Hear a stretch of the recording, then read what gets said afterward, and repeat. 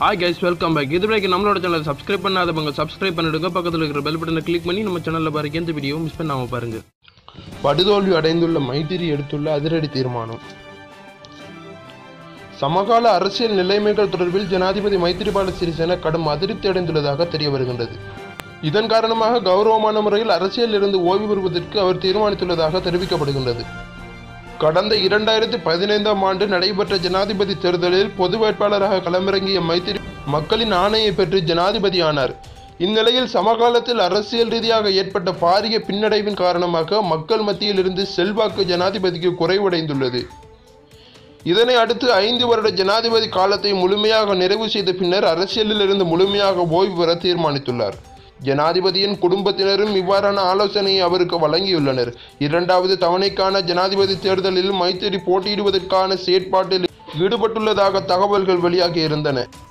எனினும் ஜனாதிபதி தேர்தலில் மீண்டும் போட்டியிடுவதில்லை என்ற நிலைப்பாட்டினை ஜனாதிபதி எடுத்துள்ளார்.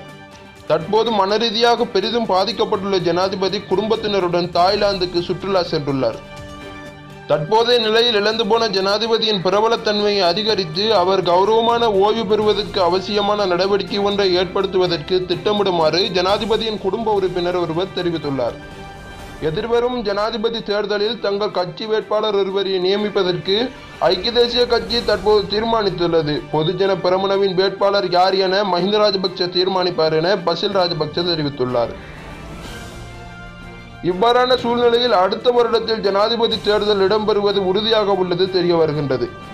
அந்த தேர்தலில் போட்டியிடாமல் ஓய்வு பெறுவது ஜனாதிபதி மைத்திரிபால சிறிசேன தீர்மானித்துள்ளார் என தகவல் வெளியாகியுள்ளது. தாய்லாந்துக்கு விஜயம் மேற்கொள்வதற்கு முன்னர் ஸ்ரீலங்கா சுதந்திர கட்சியின் தொகுதி அமைப்பாளர்களை அழைத்து பேசிய ஜனாதிபதி தேர்தல் ஒன்றுக்கு தயாராகுமாறு அறிவித்திருந்தமை குறிப்பிடத்தக்கது. மற்றொரு செய்தி, கிளிநொச்சிக்கு செல்லும் பிரதமர் ரணில் விக்ரமசிங்கே. கிளிநொச்சிக்கு பிரதமர் ரணில் விக்ரமசிங்கே நாளை மறுதினம் விஜயம் செய்ய உள்ளதாக மாவட்ட செயலக தகவல்கள் தெரிவிக்கின்றன. கடந்த பல நாட்களாக அடைமழை காரணமாக வடமாகாணத்தின் பல பகுதிகள் பாதிப்பை சந்தித்துள்ளன. இந்த நிலையில் கிளிநொச்சி, முல்லைத்தீவு மாவட்டங்களின் வெள்ள அனர்த்த நிலைமைகளை ஆராய்வதற்காகவே பிரதமர் இந்த விஜயத்தை மேற்கொள்ள உள்ளதாக தெரிய வருகின்றது.